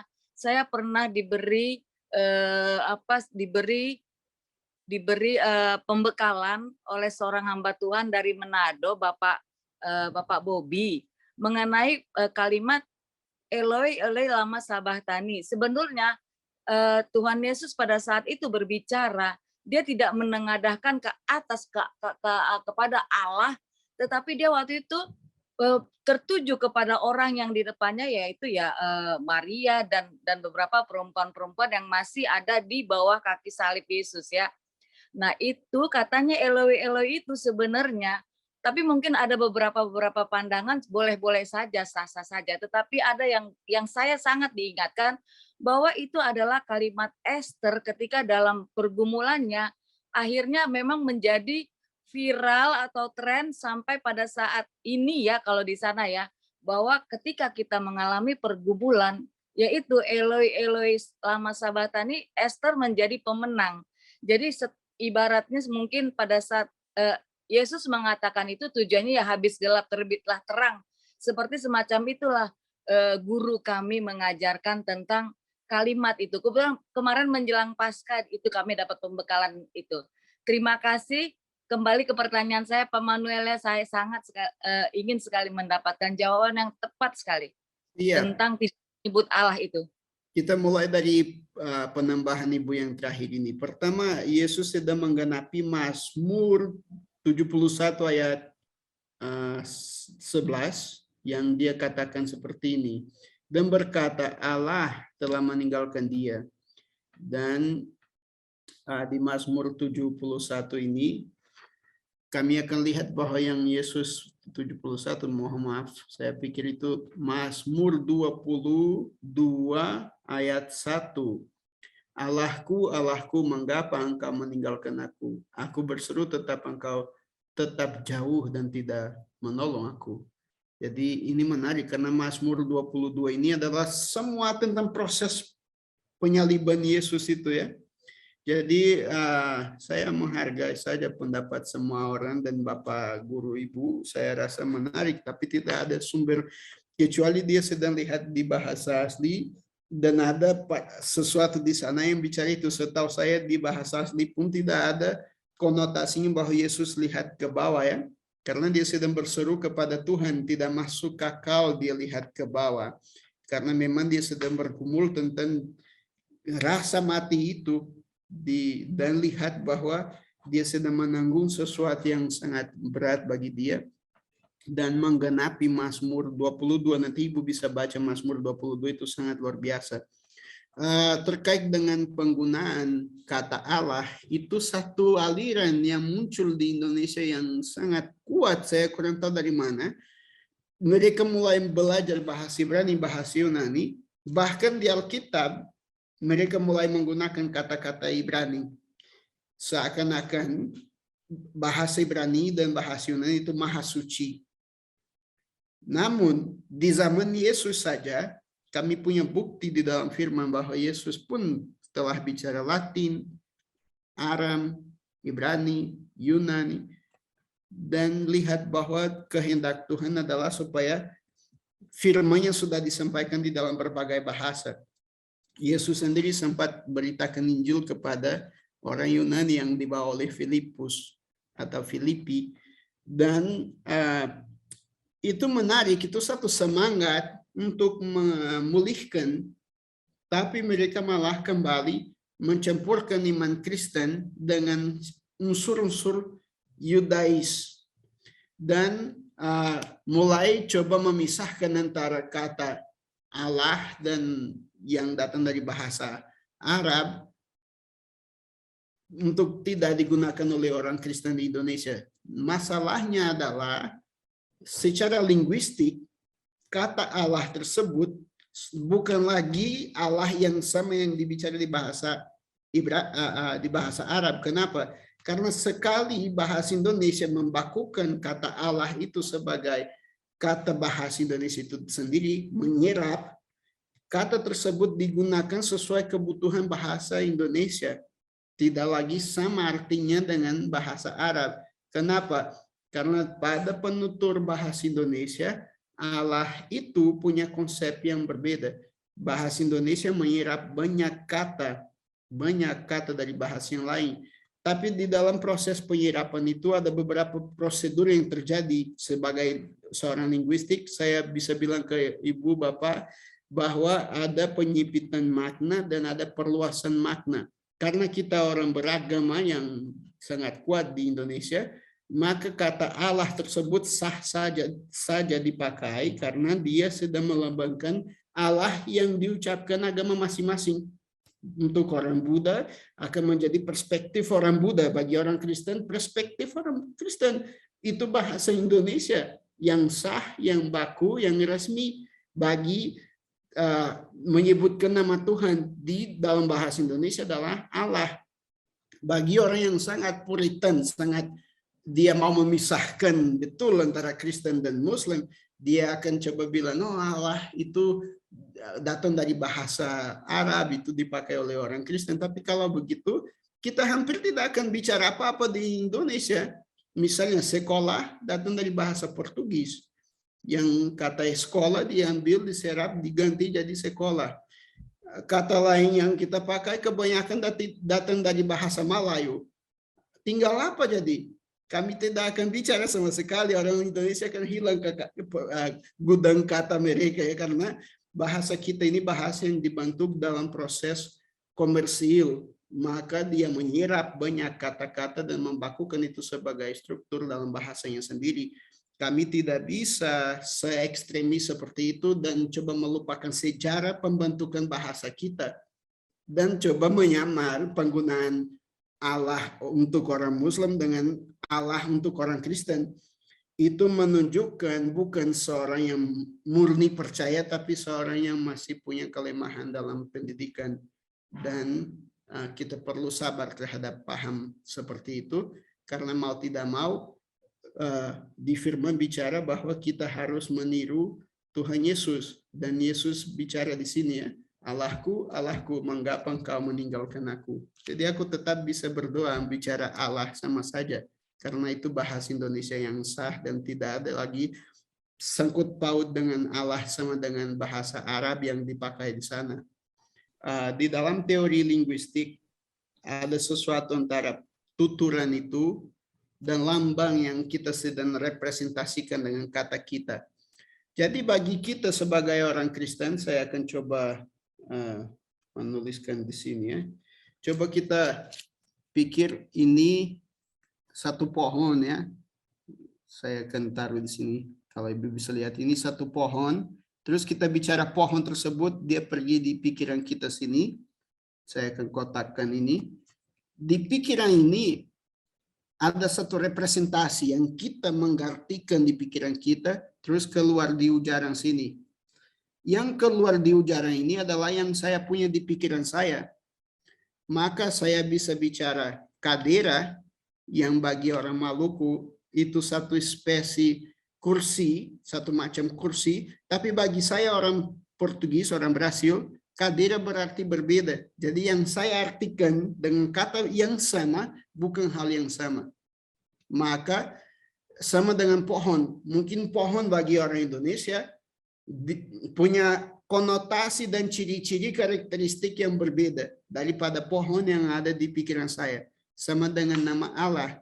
Nama Allah di dalam bahasa Indonesia akan punya representasi yang berbeda sesuai dengan agama masing-masing. Maka kami bisa bahkan ada di undang-undang terkait Tuhan yang Maha Esa, tapi tidak bahkan berarti Tuhan kita ya, arti keagamaan secara luas, karena masing-masing akan membaca dan memiliki perspektif yang ada di otak kita sendiri. Jadi saya ketika bicara Allah, saya tidak bicara Allah yang sama yang ada di Al-Quran atau di Veda atau dimanapun. Saya bicara Allah yang ada di dalam Alkitab. Itu yang ada di hati saya. Maka kalau orang coba menghakimi saya karena saya bicara satu kata untuk merepresentasikan Allah yang saya kenal, itu seakan-akan dia sedang coba menghakimi atau menguasai pemahaman saya sendiri terkait Tuhan ya. Hanya karena satu kata yang dipakai secara umum oleh semua agama, jadi kurang cerdas dari pihak beberapa orang. Oke. Baik Pak, baik, terima kasih Pak. Baik, ada pertanyaan dari Ibu Ratna Maria Desti. Sebenarnya Yesus membayar dosa kita kepada siapa, Pak? Kepada Tuhan, karena yang menuntut hukum atas dosa bukan iblis, tapi Tuhan. Dia yang menetapkan hukum tersebut. Murka dia terhadap dosa harus digenapi. Maka tindakan penebusan punya arti menyenangkan Tuhan terhadap pelanggaran kita. Maka Yesus sedang bayar dosa kita untuk Tuhan itu. Karena Tuhan yang menuntut pembalasan terhadap dosa. Baik. Apakah terjawab Ibu Ratna Maria? Oke, makasih banyak. Sama-sama, Bu. Ini juga ada pertanyaan dari Pak Karis. Shalom, tanya Pak. Seringkali kita bilang bahwa Yesus mati untuk menebus dosa umat manusia. Padahal di Alkitab tidak ada kata menebus dosa kita, tapi yang ada adalah menebus kita dari dosa. Menebus kamu dan kita telah ditebus dengan darahnya. Menurut Pak Noel, yang benar itu Yesus menebus dosa atau Yesus menebus kita dari dosa, atau benar dua-duanya? Dua-duanya berlaku, Pak. Karena persoalan dosa bukan di luar kita saja ya, tapi di dalam kita. Kodrat manusia berdosa. Maka kalau menebus kita dari dosa, seakan-akan kita tidak ditebus, ya. Tapi kita ditebus karena kita pribadi ini hancur juga. Maka dua-duanya berlaku. Tuhan melepaskan kita dari kuasa dosa, tapi Dia lepaskan dosa dari kita. Maka kodrat kita berubah dan kita dijadikan anak Allah. Dua-duanya itu terjadi, namun kalimat Alkitabiah benar, Tuhan menebus kita. Kenapa menebus kita? Karena kita ketika Adam dan Hawa berdosa, kita terjual untuk dosa. Maka Dia membelikan kita dari si penguasa dosa itu. Namun dosa menjadi kodrat.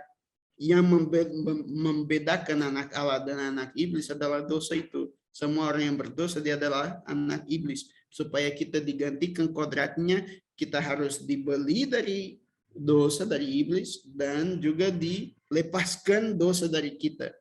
Maka itu proses kekudusan. Kami masuk di dalam proses itu sampai kita jadi sempurna. Maka ketika Bapak terima Tuhan Yesus, Bapak otomatis jadi anak Allah. Belum tentu langsung Bapak tidak pernah kan berdosa lagi. Perlu ada proses kan untuk dipulihkan supaya dosa keluar dari Anda dan dari saya. Jadi dua-duanya berlaku, namun maksudnya berbeda ya. Yang bicara di firman itu, kita dibeli dari kuasa dosa tersebut sehingga dia tidak bisa membawa kita ke neraka lagi. Kita dibawa Kristus, Roma 8 pasal 1, dan saya berhenti di sini. Di terjemahan baru ada satu kekurangan di situ ya. Jadi kalau Bapak baca menurut naskah-naskah tertua dan terbaik, kalimatnya seharusnya seperti ini. Jadi sekarang kita tidak perlu takut lagi pada hukum Allah yang sebenarnya patut karena kita terima. Mengapa?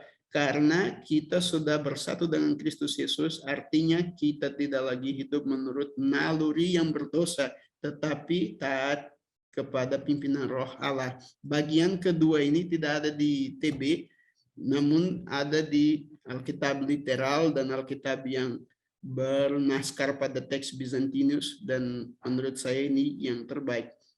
Oleh karena itu, sekarang tidak ada penghukuman bagi mereka yang ada di dalam Kristus Yesus, yang tidak hidup menurut daging, tetap menurut roh.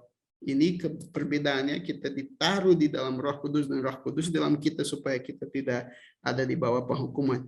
Iya, maksudnya kalau kita mengatakan bahwa Yesus menebus dosa itu kan di dalam Alkitab sendiri kan tidak tertulis gitu loh. Maksudnya dia seringkali hanya mengatakan dia menebus kita, dia menebus kamu, seperti itu. Kalau kata menebus dosa kita itu kan tidak ada lah. Makanya dasarnya kita untuk mengatakan bahwa Yesus menebus dosa itu di mana gitu maksudnya. Saya pikir yang pengamatan Bapak terhadap struktur itu benar, dan seperti yang saya bilang tadi ya, kenapa menebus kita? Karena kita terjual untuk dosa, maka kita perlu dibeli, dibawa kembali kepada maksud Tuhan. Dan yang sebaliknya, mungkin tidak ada kata-katanya, tapi konsepnya ada di dalam firman. Karena dia harus bayar dosa kita ya, tapi bukan menebus dosa kita dalam arti dia beli dosa kita, namun dia menanggung dosa kita. Itu yang sebenarnya. Yang dimaksud di situ maksudnya dia menanggung dosa kita, bukan? Iya, saya paham itu semacam kekeliruan yang dibakukan dan mulai jadi kalimat yang umum dengan arti bahwa dia membayar dosa kita. Ya. Akhirnya orang pakai seperti itu. Saya dari aliran begini, kalau saya mengerti maksud Bapak, saya tidak mempersoalkan kata-katanya. Tapi ada orang yang akan mempersoalkan harus pakai yang persis seperti yang dikatakan di firman karena takutnya keliru. Dan menurut saya bisa dipahami kalau seseorang datang ke saya dan bilang bahwa Yesus menebus dosa kita, saya mengerti apa yang maksudnya. Dia mau bilang bahwa Yesus bayar demi dosa-dosa kita. Bayar harga ya yang seharusnya. Jadi itulah. Terima kasih, Pak. Ya, terima kasih Bu Jennifer. Diberi kesempatan. Saya sangat diberkati dengan penjelasan Pak Manuel. Terima kasih. Terutama tadi pertanyaan Bu Yosida tadi ya, masalahnya dari sudut bahasa. Saya boleh, kalau diizinkan, boleh menambahkan pemahaman saya. Kalau menggunakan bahasa Allah, kata Allah itu seperti yang tadi Pak Manuel itu sangat jelas ya. Tapi secara sederhana saya mau mengatakan, misalnya saya Indrawan, istri Bernadita dengan Indrawan, istri Veronica ya berbeda. Jadi meskipun sama-sama Indrawan, tapi orang mengenal Indrawan dengan istri Bernadita dan Indrawan istri Veronica ya berbeda. Sama seperti tadi yang Pak Manuel jelaskan, bahwa pemahaman Allah di dalam kekristenan, Allah di dalam nama Tuhan Yesus dengan Allahnya orang Muslim itu berbeda. Itu yang pertama. Yang kedua, sebelum ada Islam pun penggunaan kata Allah atau Allah itu di kekristenan di Arab sudah ada. Jadi sebenarnya itu bukan hal yang perlu diperdebatkan karena sejarah membuktikan bahwa kekristenan di Arab sudah menggunakan kata Allah. Jadi sebenarnya tadi pemahaman Pak yang tadi Pak Manuel katakan mereka kurang memahami aja, itu betul, mereka kurang melihat sejarah. Yang ketiga, biasanya perdebatan itu diperbandingkan dengan menggunakan kata Yahweh. Ya, jangan pakai kata Allah atau Allah, tapi pakai nama Yahweh. Dan itu kan menjadi persoalan juga karena Tuhan Yesus pun dalam hidupnya sebagai manusia nggak pernah menggunakan atau memanggil Allah itu, Bapa itu dengan kata Yahweh. Bahkan di dalam tradisi Yahudi kan sangat pantang memanggil nama Yahweh itu, atau YHWH, tetragram, biasanya Elohim. Dan Elohim itu diterjemahkan Allah di dalam tata bahasa Indonesia. Jadi memang sejarah panjang menggunakan kata Allah. Kalau ada orang-orang belakangan ini melarang kata Allah, itu sebenarnya ya tadi itu kurang pemahaman aja. Meskipun memang saya diberi banyak literatur mengenai itu. Tapi ya secara sederhana seperti itu yang saya pahami selama ini. Jadi saya nggak merasa salah memanggil, karena saya pahami seperti tadi Pak Manuel katakan, ketika saya manggil Allah itu berarti saya memahami Allah di dalam nama Tuhan Yesus. Lalu itu tambahan yang saya pahami secara sederhana yang saya paham. Lalu mengenai Pak Bedu tadi ya, Pak Sol, yang mengenai Allah mati, saya memahami begini ya, Pak Daud ya, Pak Daud dulu ya. Hakikat Tuhan Yesus itu memang Allah karena hakikatnya sama seperti Bapa, kan Roh Kudus itu Allah. Dan dia adalah mandataris Bapa, karena kalau saya pahami di Daniel 7 ayat 13 sampai 14, yang usia lanjut menyerahkan kekuasaan kepada seorang seperti anak manusia, dan kekuasaannya itu kekal. Yesus pun sering menyebut dirinya anak manusia. Tetapi di dalam Filipi pasal 2 ayat 5 sampai 9 kan dia tidak mempertahankan kekalahannya, mereka mengosongkan diri menjadi sama dengan manusia. Ibrani pasal 2 ayat 7 kalau salah tadi Pak Manuel sudah sebut juga, dalam segala hal disamakan dengan kita saudara-saudaranya. Artinya yang mati itu manusia Yesus. Tadi ada chat tadi juga, yang mati itu manusianya, sedangkan Allahnya nggak mati. Ini pemahaman saya. Sama seperti kita nanti mati, roh kita nggak mati, kekal. Tapi kekal mulia atau kekal binasa itu pilihan selama kita. Tapi yang mati itu binasa tubuh kita. Sehingga 1 Korintus pasal 15 mengenakan tubuh kemuliaan, tubuh surgawi. Maka saya bisa paham ketika Yesus bangkit, dia bisa tembus tembok, tapi dia juga bisa makan. Itu tubuh surgawi menurut saya sih saya paham.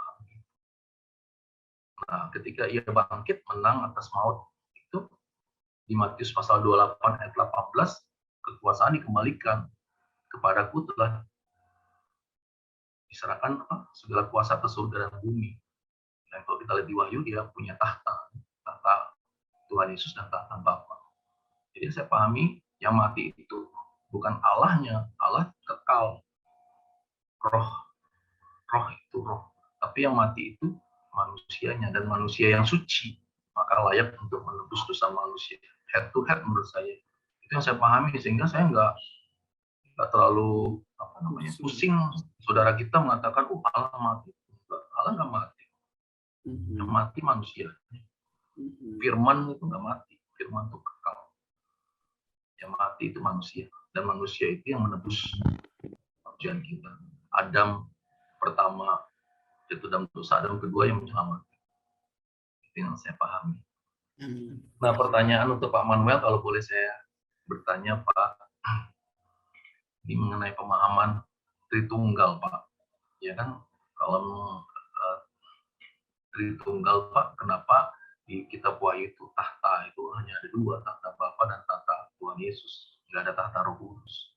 Itu yang menjadi problem. Sehingga saya pahami Roh Kudus itu pribadi ketiga, tetapi sebenarnya manifestasi kehadiran Bapa dan Tuhan Yesus. Tapi dia bukan sesuatu yang berdiri sendiri gitu, Pak. Karena disebutkan di kitab Wahyu cuma 2 tahta, nggak ada 3 tahta.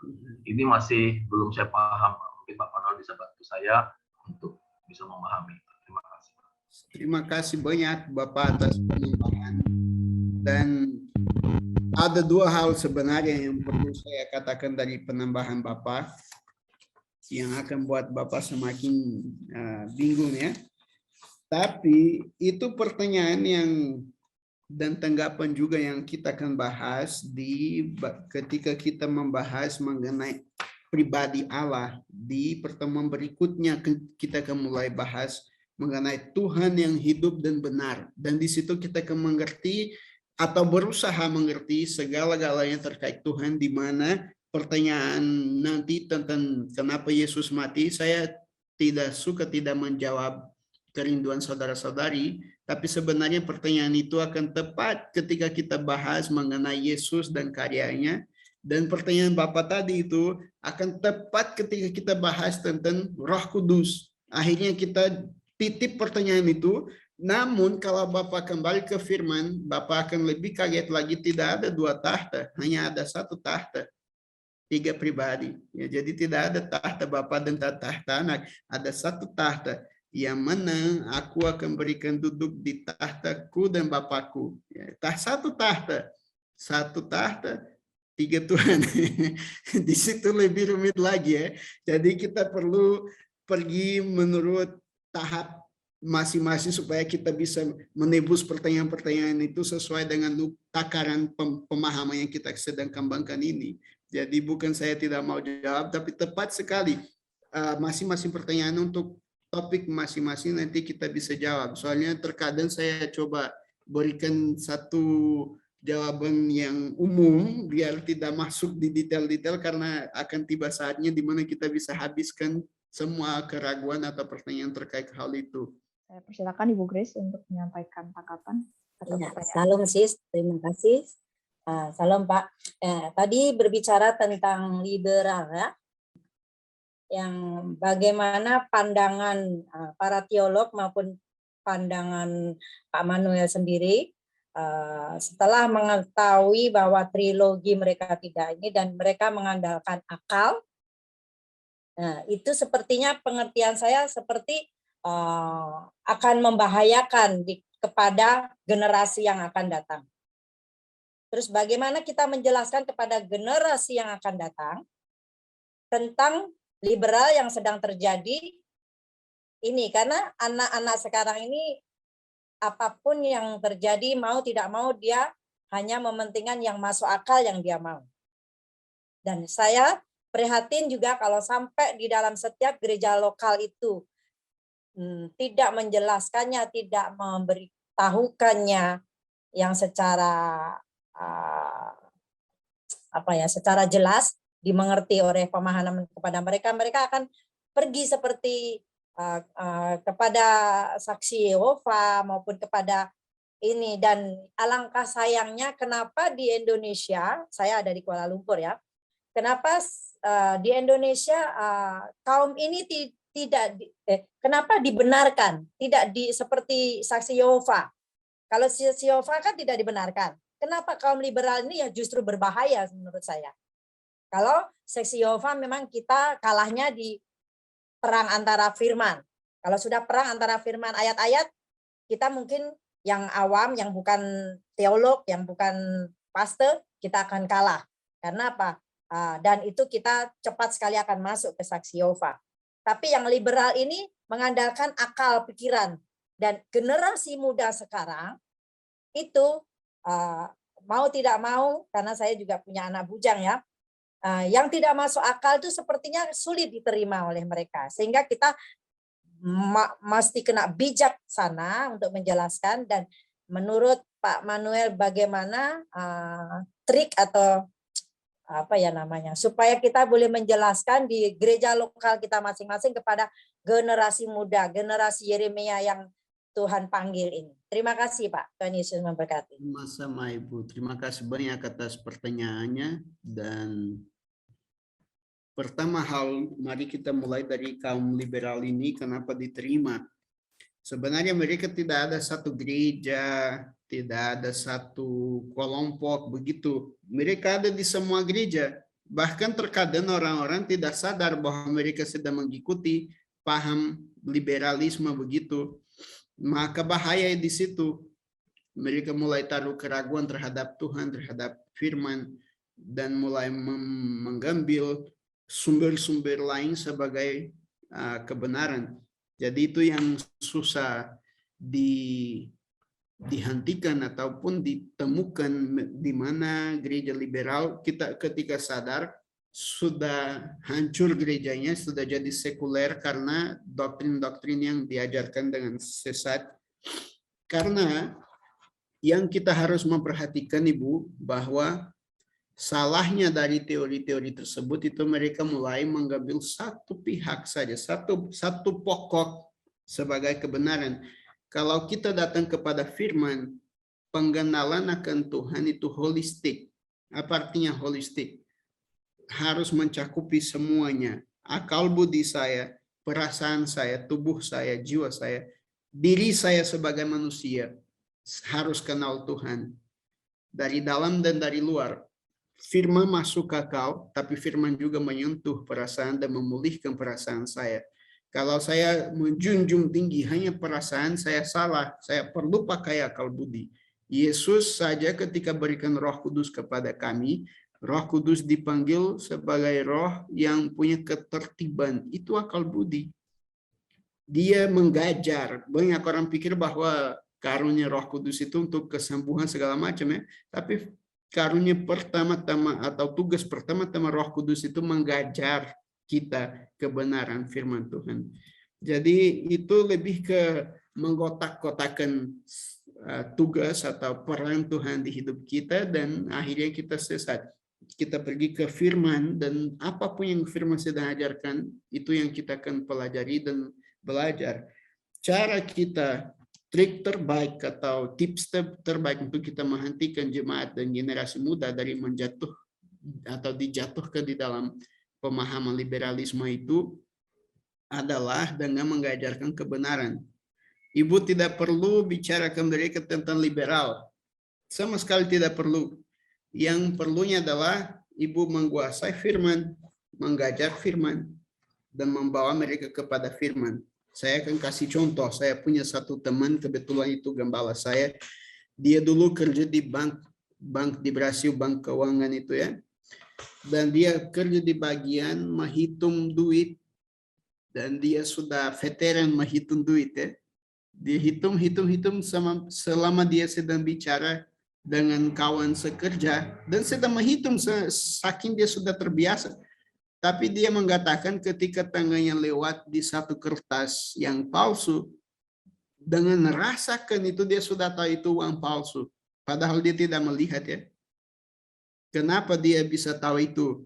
Bukan karena dia mempelajari uang-uang palsu itu seperti apa, tapi karena dia pelajari uang yang benar itu seperti apa. Dan dia terbiasa memegang uang yang benar. Maka ketika muncul yang palsu, dia langsung berhenti, ambil cek, benar-benar palsu. Jadi itu yang kita harus lakukan ya. Kita harus fokus kepada yang benar, mengajarkan yang benar, letakkan dasar yang benar. Ketika anak-anak lihat sesuatu yang palsu, mereka langsung menjauhkan diri karena mereka tahu apa yang benar.